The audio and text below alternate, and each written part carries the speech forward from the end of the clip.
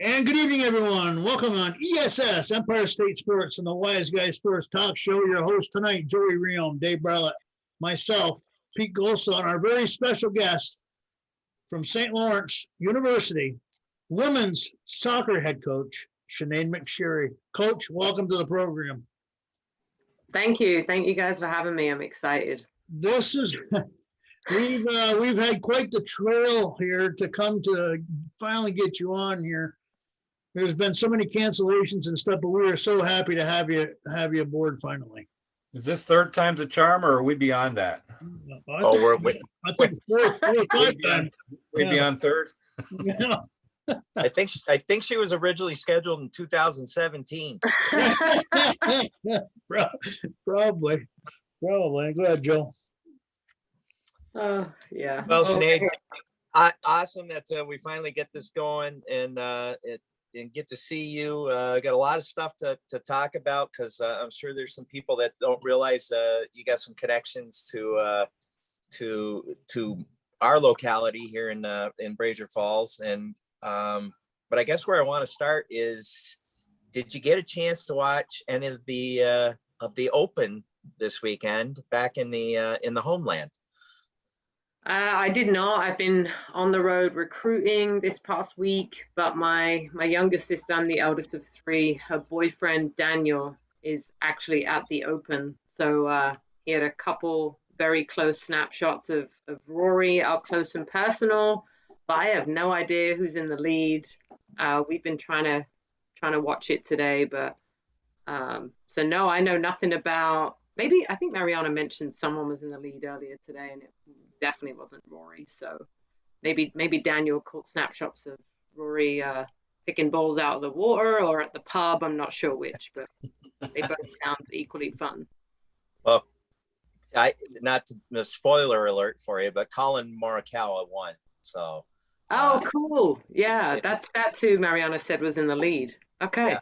And he played really, really well. I I pretty much watched the whole thing. It was a really good round of golf by him with Jordan Spieth breathing down his neck, and he didn't bat an eyelash. I don't think he had a bogey today. So played a really great round of golf. So that's awesome. Well, Sinead, this show's about you, and the last time we tried this, you started to tell us your story, your pathway, and right from your beginnings to where you are now. When was it a storm that rolled through? I can't remember that incident. Yeah. So many of them, I can't recall, but let's try it again. I went on a temper tantrum. I remember that. That's all I remember. So. And I just remember you were doing a great job, and I'm like, this is going to be such a good interview. Yeah. And it never happened. So, all right. I was in maybe Florida at the time. Yeah. And maybe I was drinking that night and just had you highly overrated. I don't know, but I'm sober now. So let's have at it. Let's hear Sinead McSharry's pathway here as to how she ended up at St. Lawrence University. Oh my goodness. Yeah, I guess I'll go back to my first coaching stint when I was 16. I had a great mentor called Jim Hicks. He's head of the PFA, which is Professional Footballers Association back in England. So they take care of all the professional athletes in soccer back home. Most recently, female as well. And so he got me into coaching a U10, U14 group, and I was playing at the time. I was in the first team, and he's just been a big mentor my entire life. And back in England, we don't have collegiate sports like we do here. There's no such thing as NCAA. I would say you can play for your university, but you are more likely to carry other hats, such as manager, trainer, captain, coach. I think I washed the kit. I think I bought the pints after the game. So very informal, but a fun way to continue playing the game. And so club back there is pretty big deal at the time. You kind of just had a full-time job, and I was a phys ed teacher. head of dance, head of PE. And I think around 27 years of age, I decided, you know what, I kind of want to pursue soccer full time. There weren't any opportunities back home like there were here. So I just one day applied on a whim to Smith College, didn't know anything about it. They had a master's program geared towards helping people, more so women, become coaches in the collegiate level.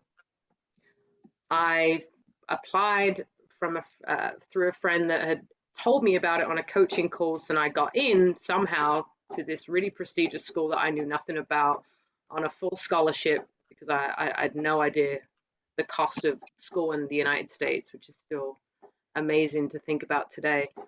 And yeah, I got in May. I sold my apartment in July, and I packed a backpack and a suitcase, and here I am. And so how I ended up at St. Lawrence was that program was 2 years. I then went and coached for my best friend and her family up in Maine for a year, in which I kind of ended up coaching lacrosse, which I had never heard of before in my life, but I was saying yes to any sport, anything I could make money. I think I was on $7,000 that year. Luckily, her family let me stay there more or less rent free. And then I got really lucky. I interviewed at Hamilton, which is where I was for 5-6 years, a Division III school in NESCAC. And this job popped up, and I knew a lot about the program and the university itself. And 3 years ago, I got really lucky again and became the head coach. And that's where I am today. Okay. Well, can you talk a little bit about, you kind of mentioned that the fact that there's no NCAA sort of in over in England, but can you talk about what are the major differences between playing a college sport from where you grew up and playing a college sport in the United States? There's got to be some major differences. You already mentioned the fact that the price of going to college over here is outrageous as compared to what you were used to over where you grew up. But can you describe some of those to us, the major differences?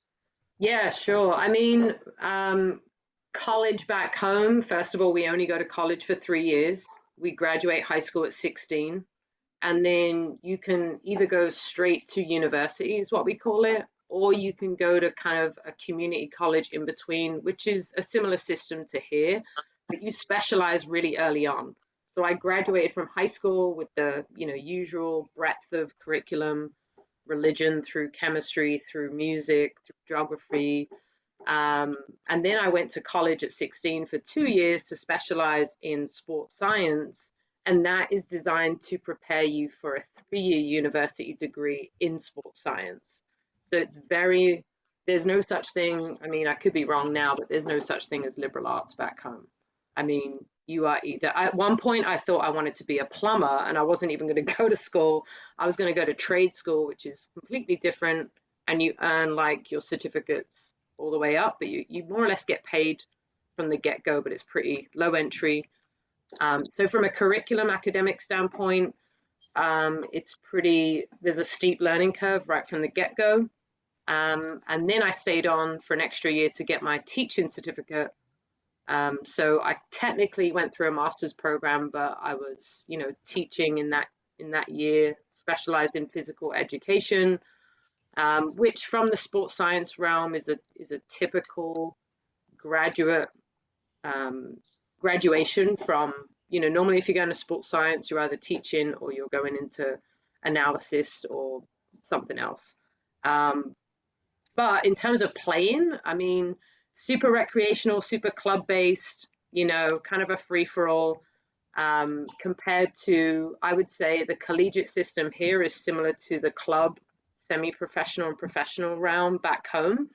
In the last 10 years, women's sports has catapulted through the roof, so it's a lot different to what I experienced. I mean, I was still paying to play back then. I had dues I had to pay.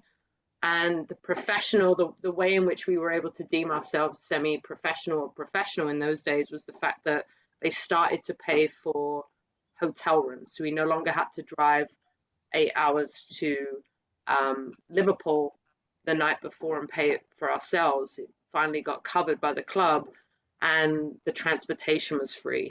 But we still had dues. We still paid for our own kit. We still paid for our own meals. So slowly but surely, right before I left, those things started to get covered, and now they're completely covered, which is, professional sports in of itself. So compared to, I would say, varsity sports, what my athletes have to deal with, I mean, it's professional from the get-go, right? I mean, they pay a certain amount of money to go to school here, but everything else for them is taken care of in terms of they're not paying the referees. They might pay a little training fee to take care of some gear, but their uniforms, the professionalism of the game is just, it's there. It's built into the infrastructure of NCAA sports in general. So, but again, I went to school 10 years ago, or way more than that actually. So a lot has changed. So, Coach, can you describe to us what the club teams are more or less? Are they city to city oriented? Are they a bar to bar? Because there's a lot of different things that could mean that over here. Like you could play for a bar and play in a league over here, or you could play for a small city and go from city to city. So if you could just describe that for us. Yeah, sure. Every club I played for was affiliated with a men's professional team. So at the highest level, you're playing with a club team that can still carry the name of the men's team, but you may not be supported by the club other than being able to wear the colors, have the name. You might train at a separate facility. To lower division, much like men's amateur divisions back home, you might play for the town or the city, and the bigger you get, the more money you have almost because of the representation. When I was at Crystal Palace and Millwall and even West Ham, we were predominantly using some of the facilities. And as the years went on and women's football, as it's called, or soccer, got bigger, we had more access to what the men had access to. So right before I left at Millwall, we were playing at the first team training ground. We had access to some of the physiotherapists. We wore the same kits mostly all the time, but we still were paying maybe out of our pocket for certain things, whereas obviously the men were completely professional. And Millwall at the time was probably Division 1, which is now the Championship, which is one kind of league beneath the Premier League as it's known. So it was certainly a bit more serious. I could play pub league on top of that if I wanted to, but I would say pub league was what the university infrastructure was. However, there were outlets throughout the university that I was able to pursue a higher level of play. So for example, I played for British universities at one point, in which we basically played the England 19 squad and Scottish U19 squad. And you're kind of selected from the region, and then you go to a bigger tryout, if you will, at the national level. And kind of from there, it just keeps expanding. Okay, so I gotta say right off the bat, I love the accent. I'm loving this. Second of all, you said you it's affiliated with the men's leagues and such. Does that mean that you wear the same colors, logos, et cetera, as they do? Yeah, same kit, but the sponsorship might change. So right before, about 3 years before I left, we started to get sponsorship. I can't remember the name of it. I want to say it was maybe a lingerie company, like super typical way back then. We were just trying to get sponsorship, but we carried a different sponsorship across the front of the shirt, the jersey, compared to the men. But it was the same colors, home and away. So we were able to pretty much, like if it was Nike, we had to, have Nike gear. And then slowly but surely that started to materialize into actually having the same training gear as the men and the sponsorship be a nuanced thing at that point as opposed to separate. Nice. Go ahead, Joe. Well, Sinead, before we start talking a little bit more about your team that you're coaching right now, I saw that it said that you played professionally for Millwall Lionesses FC in the National Premier League. Is that what was that like, and how long did you do that? Yeah, I mean, I kind of floated between the first team and the reserve team. So every team has a first team and a reserve team. To be quite honest, I kind of graduated into the first team at a young age. I think I was 16, and most of the women I was playing with were in their 30s. And I had some really good opportunities at a young age. I think I went for a tryout with the Republic of Ireland at U15. But as I got older and was teaching, maybe figuring out life, I kind of probably didn't take my opportunities as seriously as I could have. And I floated between first team and reserve team. But the experience was amazing. I kind of wish if I knew what I knew now about, strength and conditioning and different things like that could have enabled my experience, maybe we'd be in a different position. But I also just worked 2-3 jobs at the time to kind of cover either my playing experience or my coaching. But it was amazing. It was super professional. I mean, to think what the women's game is now, knowing about how I competed with the women that, were way above me or even able to play on the same, that I was able to play on the same team with. And I thought I was a pretty decent player. It was just amazing to be part of that experience and see how the game had developed from when I was 16 and first in the first team to being 26, 27 and kind of, floating between the first team and reserve team. I mean, it was an experience I'll never forget. And Jim Hicks at that time was, still someone I kind of lent on for advice. And we had some of the best coaching staff in the country. We had Matt Beard, who's now the head coach at Liverpool women's team. We had Kay Cossington, who was a big mentor of mine, who kind of helped me through other opportunities in coaching, which I was kind of more veering towards coaching than playing at that point, my mid-20s. But she gave me my first opportunity to coach national ID clinics, but she was also a phenomenal coach. She is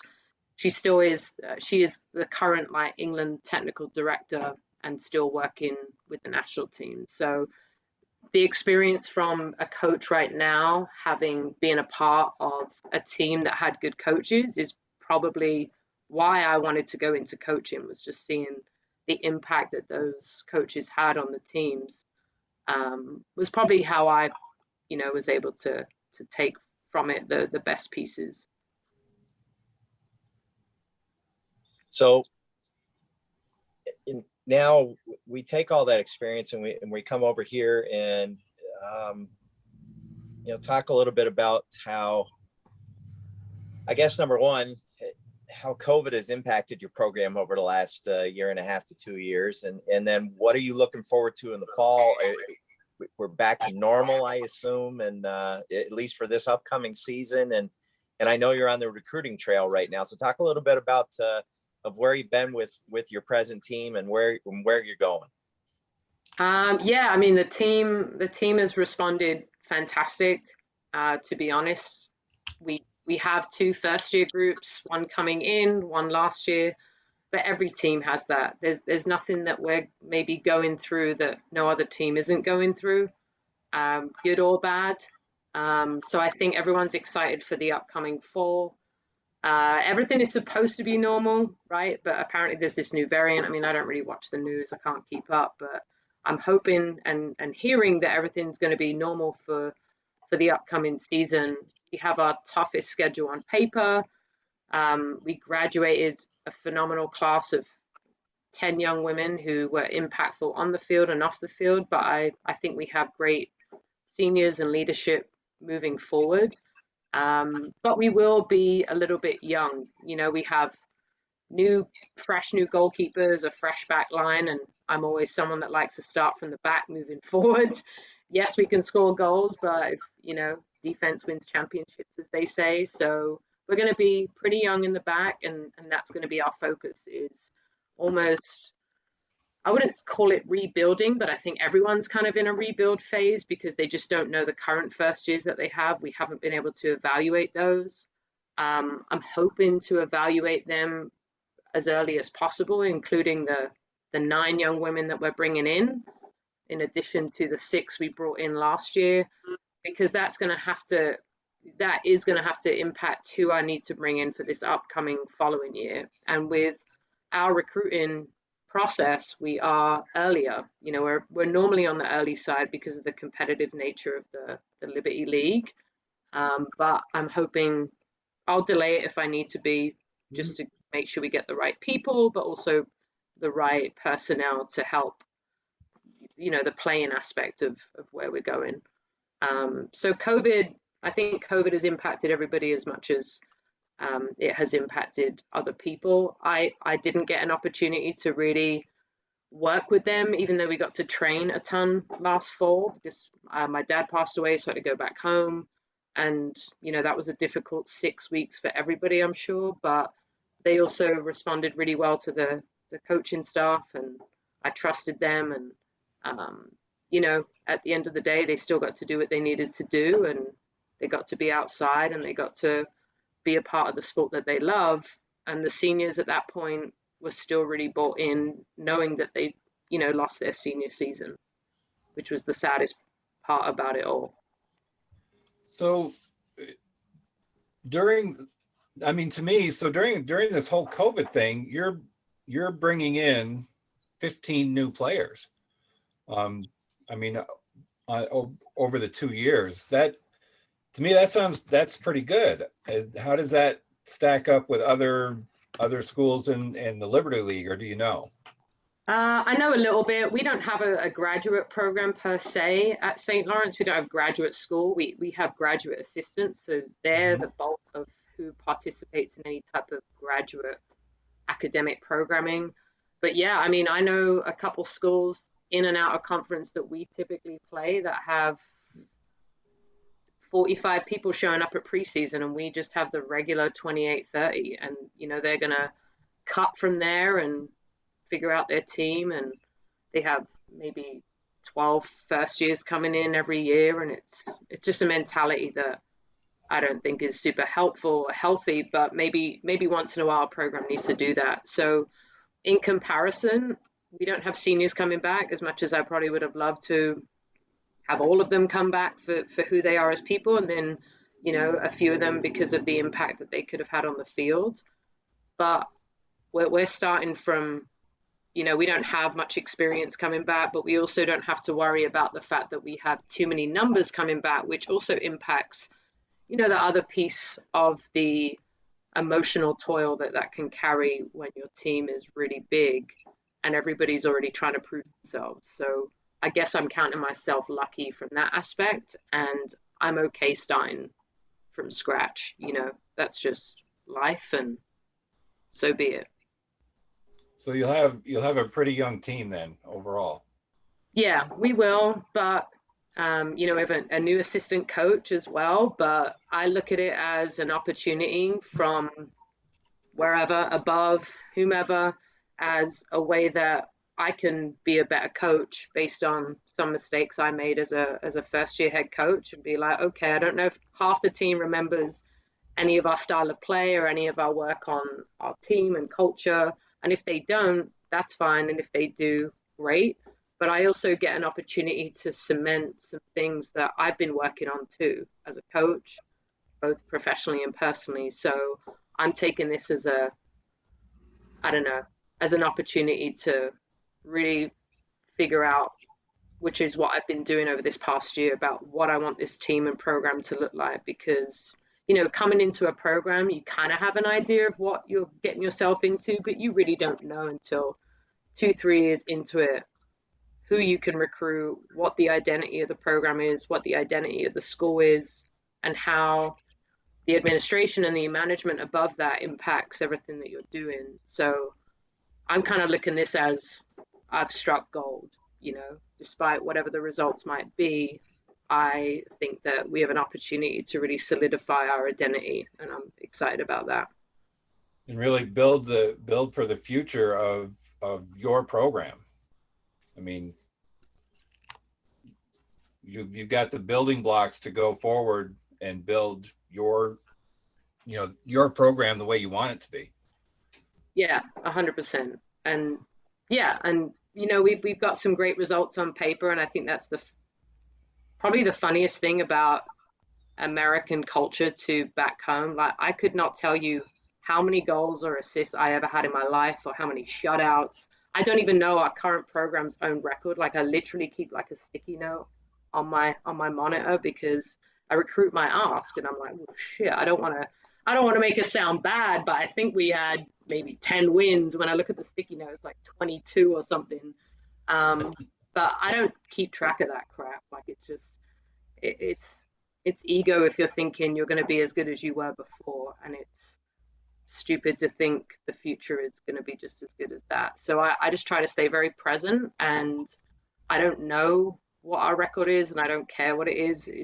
It's more deep than that for me, and the fact that we have an opportunity to start over and maybe be as lucky as we were when we had the wall over our eyes. I mean, that's Christmas to me. Santa Claus is in town. Joey's the same way. He doesn't care if his teams win or lose. Hey, I was literally just going to say, sign me up, coach. I'll come play for you. I'll come play for you. Yep. I mean, I care if they win. I'm competitive, but at the same I time, know. we got lucky when I didn't really probably know what I was doing. I mean, maybe it's new coach syndrome. I don't know. And I did know what I was doing, but I guess what I'm saying is that I have an opportunity to truly build from the rubble up, and I'm okay with that. So Coach, I got a question before Joey takes over, and because Take your time. First thing, when do your girls get into school, and when does practice start? And then a follow-up question is, how active are you with the practices? Are you a coach that sits on the sidelines? Are you one that participates, or do you have the urge to participate? How does that work? Yeah, so they move in a month from today. We start preseason the following day, and we have about 3 members of staff that coach, manage. I definitely am always involved. I do think it would be nice at times to take a step back and observe. I'm a coach, not a manager, so there's a big difference there. Sometimes I think when you're ingrained in the coaching and you're riled up, that you don't really get to sit back, be quiet, and observe, which is when all of the work is happening and you truly get to see both sides of the game. So yeah, we're involved. We have to be involved. We don't have the privilege of having 5 members of staff on our team, but we have a main assistant coach. We have Willie Steinrotter, who's an awesome, tremendous person and coach, who's the head alpine ski coach over at St. Lawrence, but was a fantastic head coach over at Clarkson at one point. Very, I think he'd been in the NCAA, Final Four or something, again, a numerous amount of times, but I couldn't tell you the stats because I don't pay attention much to that. But his experience and our assistant coach normally bring a wealth of experience and coaching, both on and off the field. So yeah, we like to be involved. We have to be involved, and so we kind of start 1 month from now. Well, Sinead, we wish you the best when it comes to this upcoming season. I'm going to do my darndest to go watch a game. So toss you some support in that regard. But I want to jump back to, can you talk about, I think it was just last week, wasn't England in a gigantic match, like first time they've had a chance in like 54, 55 years to win some sort of cup? And can you describe the passion for soccer in your homeland as compared to what you see here? And just what's your take on that? What's your view? Yeah, I mean, I think soccer is a truly world-renowned sport in terms of accessibility, number one. I've been fortunate to travel enough to countries like China, India, Africa. I've seen the game played on the street, in the desert, barefoot, with 2 shoes as a goal, whatever. So in terms of the passion, I think compared to the United States, I just think it's a younger sport here. You know, when we talk about in soccer having the World Cup, we truly have other countries involved. You guys have the World Series, and it's just America that's involved. So it's like, okay. So that would be the biggest difference in maybe how we label things and who's actually involved. But yeah, I think it's growing. It's a sport in general in the United States is elite, and everywhere else in the world it's grassroots. You know, no matter what the sport is. I think here you need a certain amount of money. You need someone who's going to drive your backside to practice, to the games. You know, there's no transportation. Like when I went, you know, I was on a bus. It took me 2 buses, and buses back then were 50 pence each. But yeah, my mum couldn't take me. She was working and my dad was working. So I took 2 buses. It took me longer to get to practice than it did to have a 2-hour training session. And I would do my homework on the bus there, and I'd do it on the way back. And that was twice a week. And then games, my mum would bring me. You don't have that here. And I think that's where passion comes from, because I'm not paying my own pocket money to get on a bus and go play a sport that I don't love because someone else is telling me to do it. It's truly because I want to do it. And my parents are like, well, if you want to do it, we can't take you. You know, my family is pretty blue collar, or is, and that's just life. Again, it's just, there you go. And then again, I know it's different because, like, for example, around here, we don't have transportation like that. We don't have buses or trains. So there is a need for families to pull together and help one another out.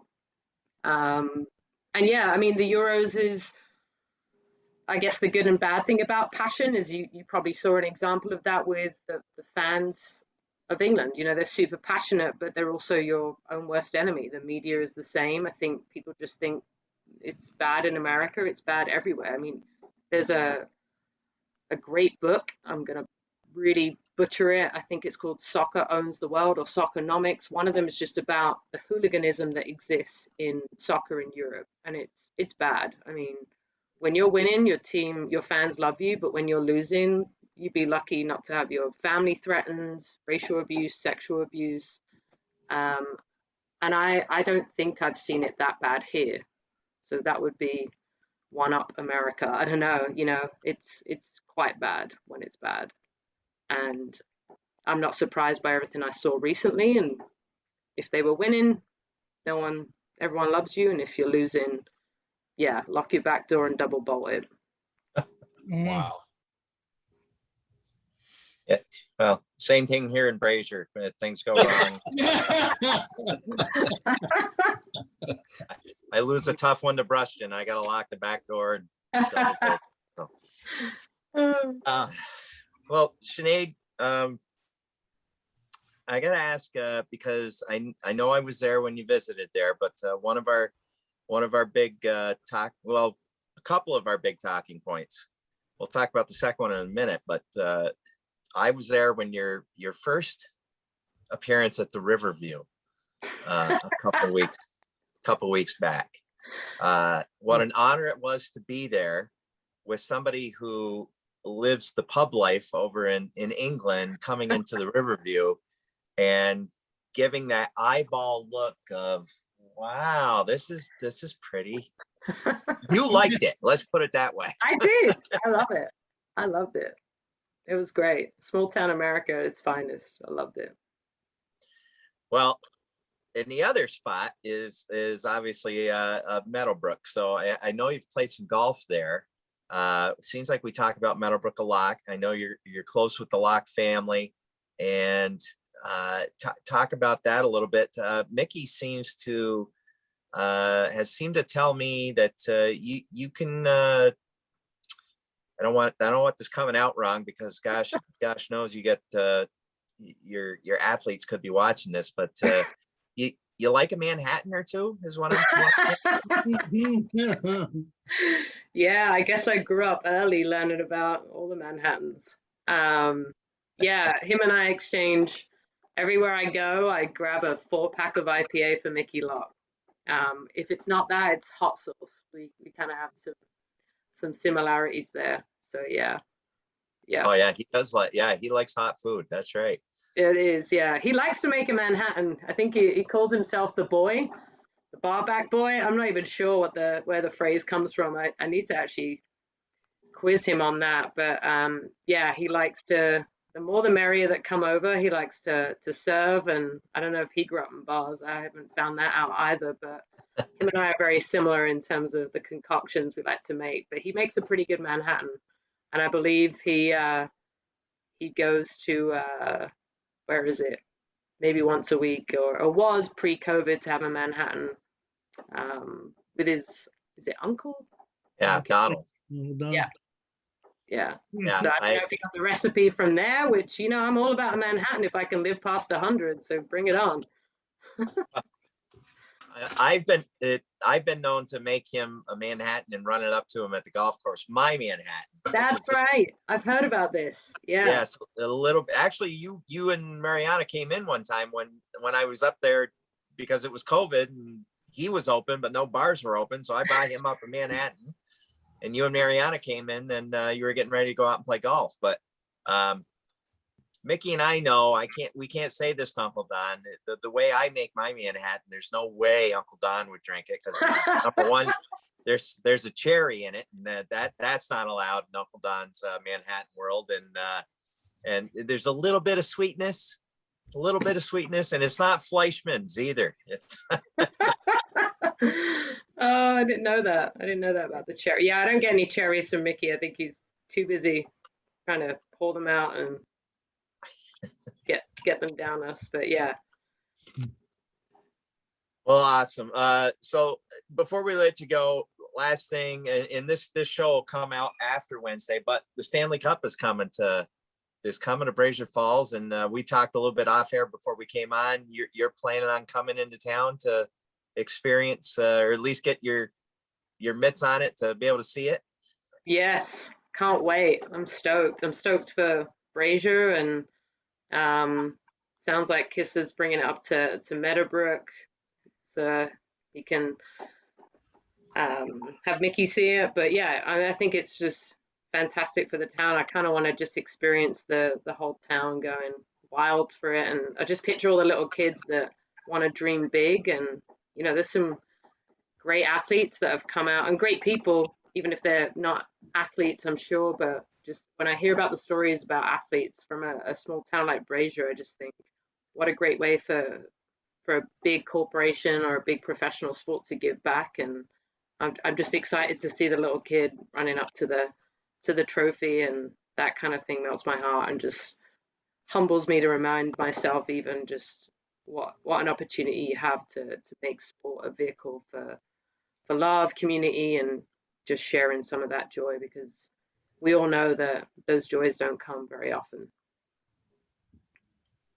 Well said. And I know Pete and Dave and myself, we're looking forward to it. Well, it's going to be great to be able to bump into all the people that we're going to see coming home because of that, because of the cup. And the rink is right behind me. I mean, it's literally in my front yard, and to think, that Derek played there, Mariana played there, went on to play at SLU. We've got three boys, three young lads that are about ready to go play at SLU, Clarkson, and one's already started at Northern Michigan.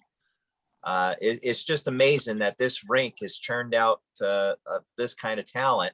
And I know this is kind of new to you, but it is amazing for such a small town in Northern New York to do these things. So it will be really cool. And I think it's going to be cool for everybody when they get to see the cup and just see the amount of people that are really embracing this moment come Wednesday, you included. Yeah, 100%. I'm excited. I mean, like I said, I took it as a vacation day almost. I'm ready to just take a back seat and observe. And I'm a big fan of people watching, so just can't wait to see so many different people come together and have so much fun. I mean, it would be awesome. So my guess is that from 11 to 1 when it's up at Meadowbrook, that's going to be calm, laid back. It's going to be golfers, plaid shorts and golf shirts. At 4 to 8 when it's at the rink, we're going to see the dignitaries. You'll see the kids. That you're going to see the kids' eyes light up. That's going to be unbelievably cool to see little 6 and 7-year-old kids going, "Oh my God, there's the Stanley Cup." And then from 8 to 12 at the Riverview, Sinead, you're going to see things. You're going to be going, "I got to go back to England." Funnily enough, I'm not sure if I'm going to be there. I've got a book club that night that I'm going to try and stick with being at. So I might leave the Riverview for a coffee rendezvous for someone to tell me how it went down.